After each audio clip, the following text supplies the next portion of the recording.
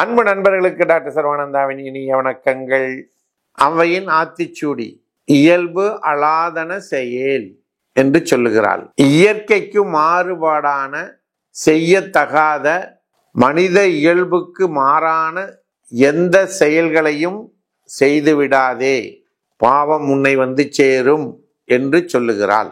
அடுத்ததாக நாம் ஹோமியோபதியில ரெப்பரேட்டரியில ஜெனராலிட்டிக்ஸ் சாப்டர்ல லையிங் அப்படிங்கிற சப்ஜெக்டை பார்க்க போறோம்.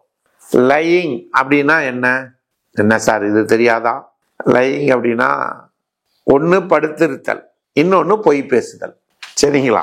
நாம இப்ப படுத்திருத்தல் அப்படிங்கிற சப்ஜெக்ட் எடுத்துக்குவோம்.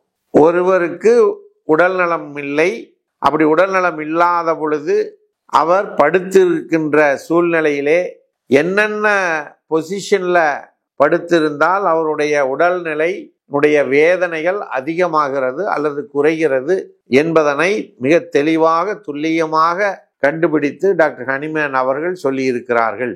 அதனை டாக்டர் கென்ட் அவர்கள் இந்த ரெப்பரேட்டரி மூலமாக நமக்கு தெளிவுபடுத்துகிறார்.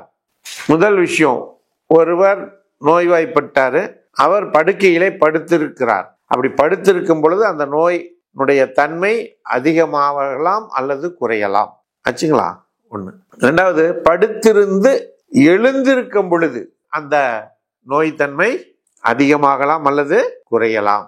அடுத்ததாக, ஒரு மனிதர் வயிற்று பகுதியிலே படுத்திருக்கும் பொழுது நோய் அதிகமாகலாம் அல்லது குறையலாம்.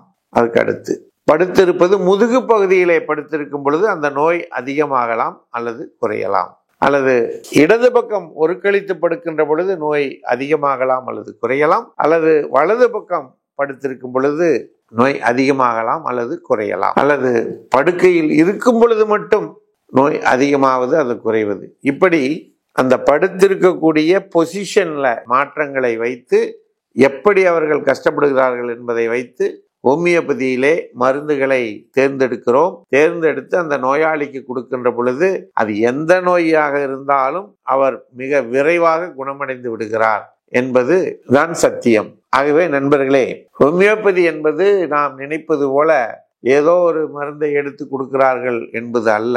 மிக துல்லியமாக நோயாளி தன்னுடைய நோயினுடைய கூடுதல் குறைதல் பிரச்சனையை தெளிவாக சொல்லுகின்ற பொழுது அவர் குணமடைவதற்கு மருத்துவர் கண்ணை மூடிட்டு அருமையான மருந்தை கொடுத்துட முடியும் என்பதனை கூறி, இது போன்ற செய்திகள் உங்களை வந்து சேர்வதற்கு சர்வம் யூடியூப் சேனலை தவறாமல் சப்ஸ்கிரைப் செய்யுங்கள் என்று கேட்டு வாய்ப்புக்கு நன்றி கூறி விடைபெறுகிறோம். நன்றி, வணக்கம்.